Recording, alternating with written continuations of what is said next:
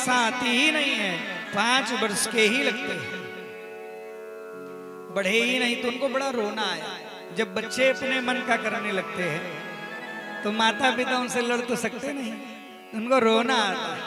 तो रोना आया तो यहाँ लिखा कि रुदन करने से जो नेत्र से अश्रुपात हुआ, उससे नील लोहित, नीले नीले वर्ण के कुछ पैदा हुए, जन्म लिए, उनको रुद्र कहा गया। तो महाराज प्रश्न किया, पिताजी आदेश करिए। कहा बेटा सृष्टि करो। तो जो नील लोहित रुद्र थे वो सृष्टि शुरू किए। तुम्हारा डाकिनी, साकिनी, भूत, प्रेत, बेताल, कुष्मांड, भैरव, पिशाचिनी, नीचे दे गए अलम। बस करो भाई, हो गया। ये तो प्रलय वाला मसाला पहले तैयार कर ले रहे हो, ये ठीक नहीं। बस आगे फिर महाराज मानसिक सृष्टि किया, जिसमें 10 ऋषियों का जन्म हुआ। ये नारद, क्रतु, अंगिरा, पुलह, पुलस्त, वशिष्ठ, कश्यप और महाराज दक्ष, 10 पुत्र हुए। अब महाराज 10 पुत्रों से फिर सृष्टि का कार्य करने के लिए निवेदन किया। अब सृष्टि करने के लिए कहा तो सृष्टि में पृथ्वी गायब, पृथ्वी तो चली गई है महाराज पाताल में। तो फिर महाराज भगवान का एक नया अवतार हुआ, नासिका से कुछ निकला ब्रह्मा जी के, और देखते ही देखते वराह रूप में भगवान प्रकट हो गए।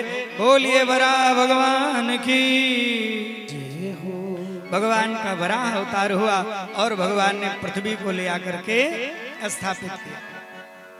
इसी समय एक घटना और हो गई। कश्यप जी पृथ्वी में सृष्टि के कार्य में बहुत ज्यादा उनका योगदान है सृष्टि के कार्य में।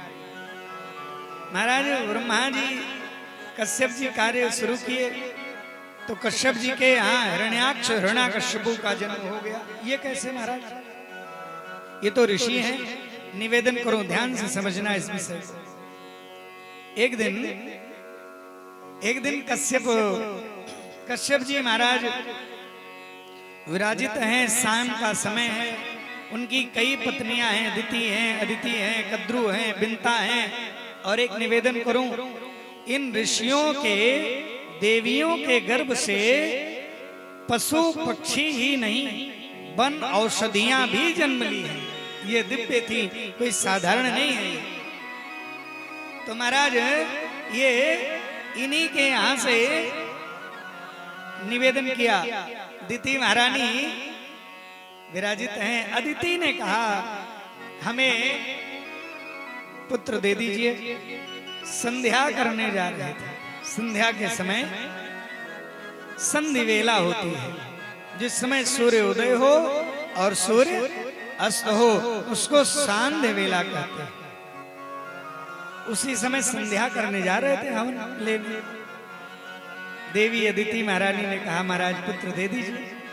क्या देवी समय ठीक नहीं है, अनुकूल समय होने पर ना वस्त्र पकड़ लिए। कामा तोराणा न भयम न लज्जा, अर्था तोराणा न पिता न बंधो। महाराज वस्त्र पकड़ लिए, संसर्ग हुआ, और जब स्नान करके आई तो लगी रोने। महाराज हमने भूल कर दी, हमें नहीं करना चाहिए था। कहा देवी तुमने एक पुत्र मांगा है ना, अब 2 पुत्र होंगे और भयानक राक्षस। क्यों? क्योंकि तुमने काल का महत्व तो नहीं समझा। संध्या के समय 2-4 कार्य मैया नहीं करने चाहिए। भोजन नहीं करना चाहिए, रोग उत्पन्न होगा। पाठ नहीं पढ़ना चाहिए, जल्दी भूलता है। सोना नहीं चाहिए, नेत्र विकार होंगे। ऐसे ही मैथुन नहीं करना चाहिए, राक्षस संतानें उत्पन्न होंगी। इसलिए कह रहे हैं कि 2-4 बातों का ध्यान रखना चाहिए। महाराज उत्पन्न हुए, 100 वर्ष तक छोड़ा ही नहीं कर। 100 वर्ष बाद हिरण्याक्ष और हिरण्याकश्यपु 2 जन्म लिए। वही हिरण्याक्ष, हिरण्य माने होता है सोना, अक्ष माने आंख, जिसके लोभ का ही प्रतीक है जो महाराज हिरण्याक्ष भगवान जब पृथ्वी को ले आ रहे थे तो भगवान से लगा वो उलझने, हे कहाँ ले जा रहा है पृथ्वी, मेरी पृथ्वी है भाई, तू कहाँ ले जा रहा है इसे। भगवान नहीं बोले, क्यों मैया? मानो भगवान ने आपको भी संकेत किया, श्रेष्ठ जनों, जब आप अपना कोई श्रेष्ठ कार्य करने में लगे हो, श्रेष्ठ मिशन में लगे हो, उस समय अगर कोई आपको लड़ाई झगड़ा में उलझावे, विवाद करे, उस समय शांत हो जाइए, उस समय विवाद मत करिए, अपने कार्य की सिद्धि करिए, तब बाद में विवाद का जब समय आए तब देख लेना चाहिए। क्या हुआ? भगवान बोले नहीं, लेकिन भगवान की श्वास बढ़ गई, श्वास बढ़ गई, और जो श्वास बढ़ी तो उसी से पृथ्वी, तत्र गंधवती पृथ्वी, पृथ्वी में गंध व्याप्त हो गए। जो विविध ये सुगंधियां हैं, गंध हैं, ये सब भगवान वराह के ही कारण है। और पृथ्वी गर्भवती भी हुई, उसी से भौम नाम का पुत्र हुआ, भूमि का पुत्र भौम। और भौम महाराज आसुरी वृत्ति का हुआ, क्योंकि क्रोध के माने क्रोध में आभूत होकर के संसर्ग हुआ, इसलिए गर्भवती हुई तो राक्षस संतान। तो कहा पृथ्वी ने, नाथ मारिएगा नहीं इसे। कहा देवी जब तक तुम नहीं कहोगी तब तक नहीं मारेंगे।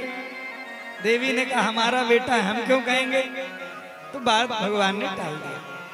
आज वही युद्ध हुआ, और जब भगवान ने पृथ्वी को स्थापित कर दिया, राज्य हो गया, तब भगवान ने बुलाया हिरण्याक्ष को। है क्या कह रहा था?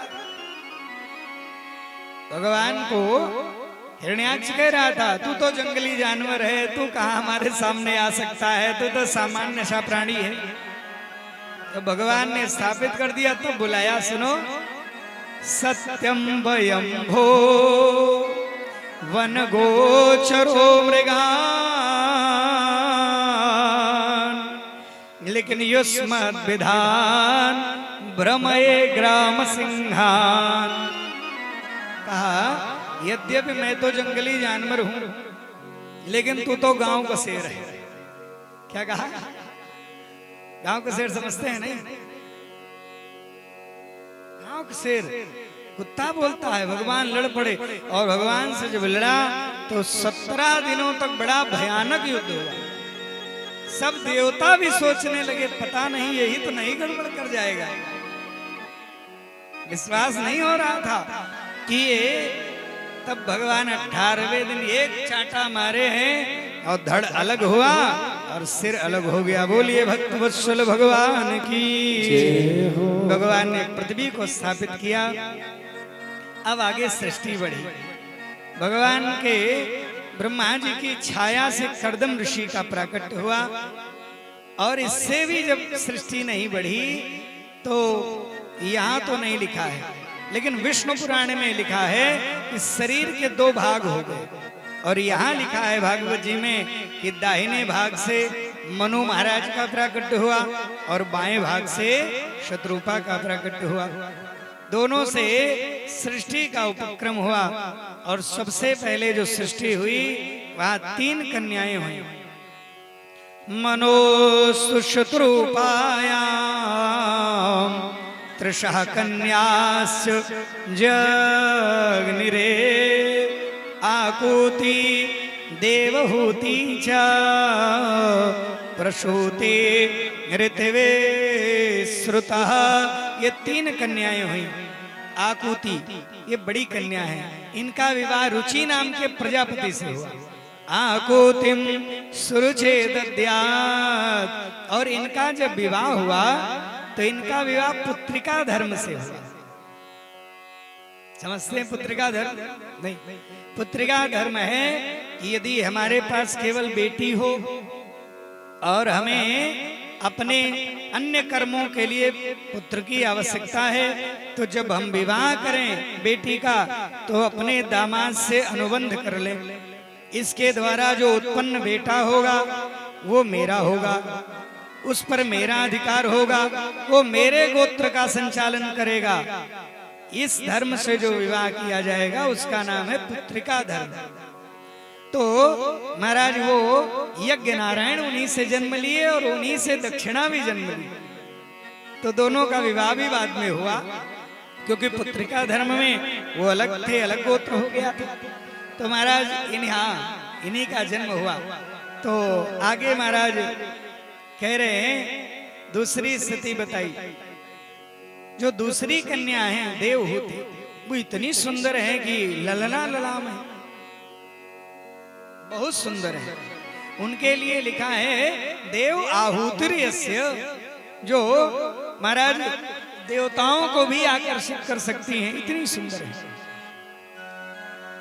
एक दिन कर्दम ऋषि तप कर रहे हैं, भगवान ने दर्शन दिया और भगवान ने उनको आशीर्वाद दिया कि चाहते क्या हो, कुछ बताओ तो सही। कहा नाथ एक ही चीज चाहते हैं। क्या चाहते हैं? कि आप हमारे यहाँ आ जाओ, आप जैसा पुत्र चाहते हैं।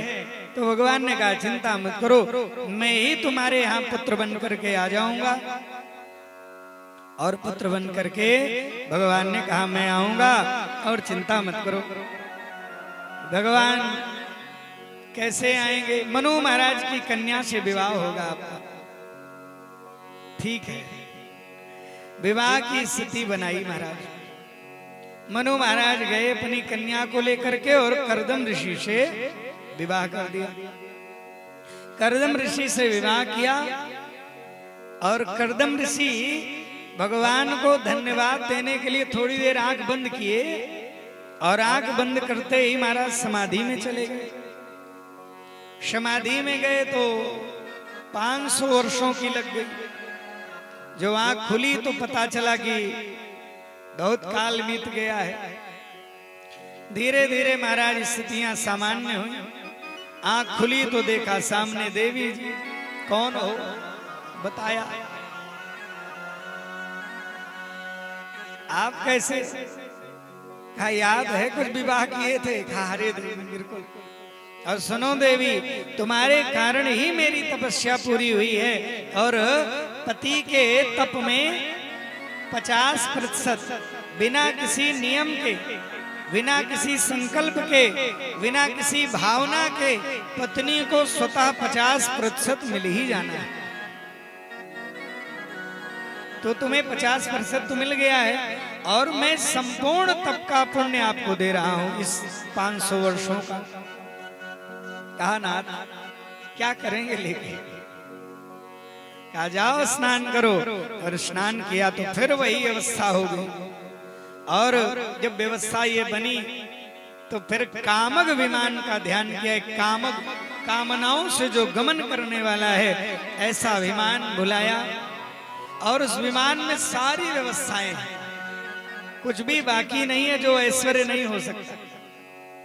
सारा ऐश्वर्य महाराज वहीं विराजित है, सब व्यवस्थाएं हैं।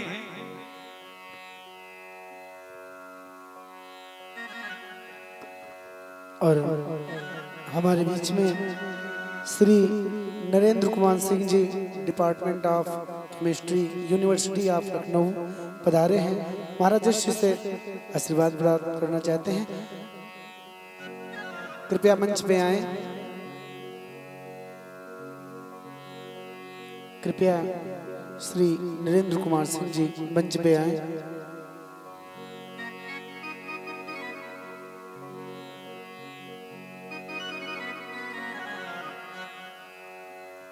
आप ही के निर्देशन में श्रीमान प्रखर जी का विद्यावारिधि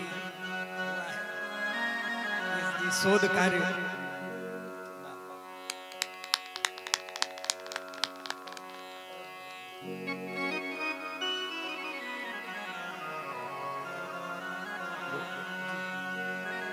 बोलिए भक्तवत्सल भगवान की जय हो। जय जय राधा रमण हरि बोल। जय जय राधा रमण हरि बोल। जय जय राधा रमण हरि बोल। जय जय राधा रमण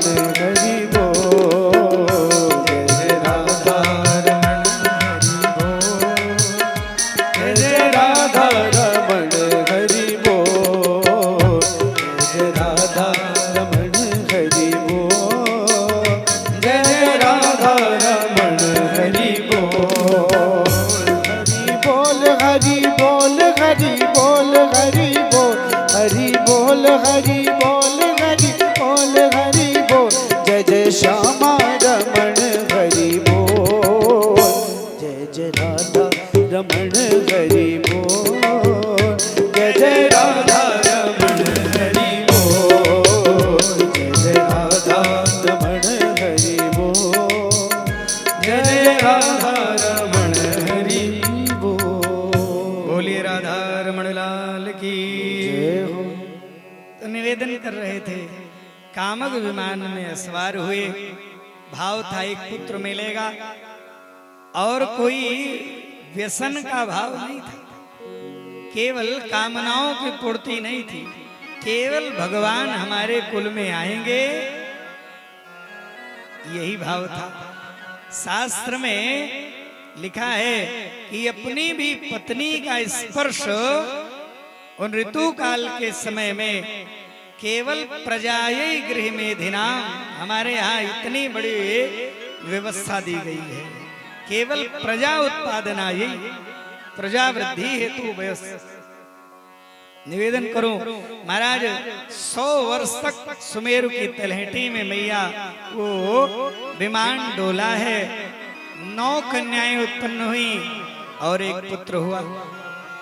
9 कन्याएं वो कोई साधारण नहीं है, ये ऐसी ऐसी कन्याएं हैं महाराज जिनके यहाँ भगवान भी बालक बन गए, ये नवधावती कही जाती हैं। और जो भगवान, इन्हीं के यहाँ कपिल देव जी भी आए, बोलिए कपिल भगवान की जय। और जो कपिल देव जी आए, सांख्य शास्त्र के प्रणेता हैं कपिल देव। कपिल देव जी का जन्म हुआ तो ब्रह्मा जी दर्शन के लिए गए, ब्रह्मा जी ने कहा कि दर्शन कर ले, और अपने साथ अपने 9 बेटा को ले गए। नारद जी कहीं घूमने टहलने चले गए थे, आज भी घूम रहे हैं, कहाँ हो पाया महाराज। इन 9 बेटों को लेकर ब्रह्मा जी पहुंचे, और पहुंचे तो महाराज मुलाकात हुई, भगवान के दर्शन हुए और निकलने लगे तो करदम जी ने निवेदन किया, नाथ आपके 9 बेटा बड़े सुयोग्य हैं, हमारी 9 बिटिया भी बड़ी सुयोग्य हैं, हमारी इच्छा है कहाँ आप ढूंढते फिरेंगे, कहाँ हम ढूंढते फिरेंगे, यही विवाह हो जाए। क्या बड़ी अच्छी बात। तुम मरीचे कलाम प्रादा, जो मरीचि ऋषि है उनको कला नाम की कन्या दे दी, सबसे बड़े थे। कमरीचे कलाम प्रादा, और दूसरी अनसुया मयत्रे, जो अनसुया जी थी उनको अत्रि ऋषि को दे दिया, अनसुया मयत्रे। और श्रद्धा अंगिरसे यक्षा, श्रद्धा नाम की जो कन्या है उनको अंगिरस को दे दिया, श्रद्धा अंगिरसे दद्यात् पुलस्तस्या हविर्भव, जो पुलस्त ऋषि को हविर्भव नाम की कन्या दे दी। पुलस्त को, पुला को, क्रतु को, अंगिरा को, वशिष्ठ को, अरुंधति जो ने सारी कन्याएं ब्याही गईं और सबका ब्याह हो गया। भगवान थोड़ा सा बड़े हुए मैया, तो करदम जी ने कहा, देवी जैसा मेरा संकल्प था वो तो हो गया, अब तुम इनका पालन करो, अब मैं तो जंगल जाऊंगा। कहा ठीक है जाइए। महाराज करदम जी जंगल चले गए और यहाँ भगवान बड़े होने लगे। थोड़े ही समय में उनका सारा जो संस्कार कर्म है वो भी हुआ। एक दिन जन्म से ही विलक्षणता थी। एक दिन धीरे से मैया ने उनको आसन पे बैठाया, तिलक लगाया, माला पहना दी, आरती करने लगे। तो कपिल देव जी ने कहा, मैया एक बात बताओ, हम तो आपके बेटा हैं, ये आप कर क्या रही हो? कभी माला पहना देती हो, कभी चंदन लगा देती हो, कभी आरती करती हो, कभी प्रणाम करती हो, ये मामला क्या है, क्यों कर रही हो? कहा भैया निर्भिन्ना